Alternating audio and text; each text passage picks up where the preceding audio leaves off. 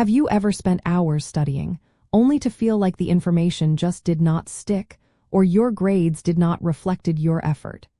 If you have, you are certainly not alone, and it is a common experience many students face.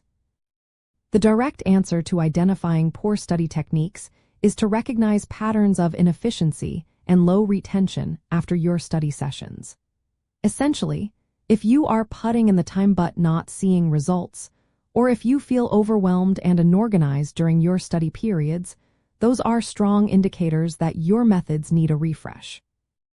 The core reason some techniques fail is that they do not actively engage your brain in retrieving and processing information. Passive study, like simply rereading notes or highlighting texts without deeper engagement, creates an illusion of knowing. Your brain needs to be challenged to recall information from memory, make connections, and apply concepts to truly learn them.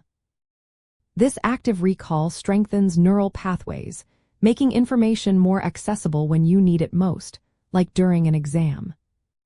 To start identifying your own ineffective methods, begin by self-assessing immediately after studying.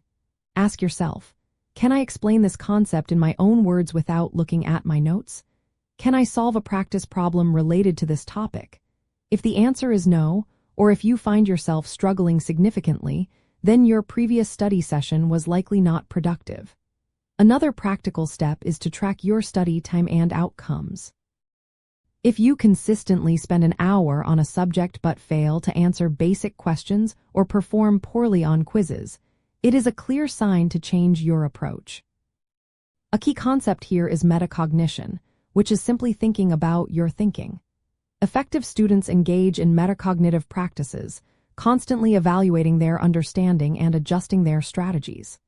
For example, instead of just reading, they might use the Feynman technique, which involves teaching a concept to an imaginary student. This forces you to simplify, connect ideas, and expose gaps in your own knowledge. Similarly, spaced repetition, reviewing material at increasing intervals, leverages the forgetting curve to optimize long-term memory, something passive rereading completely misses. Ultimately, recognizing poor study techniques empowers you to make intentional adjustments that transform your academic efforts into tangible success. By moving away from passive methods and embracing active, reflective learning strategies, you will not only improve your grades but also build confidence in your ability to master any subject, making your study time for more efficient and rewarding.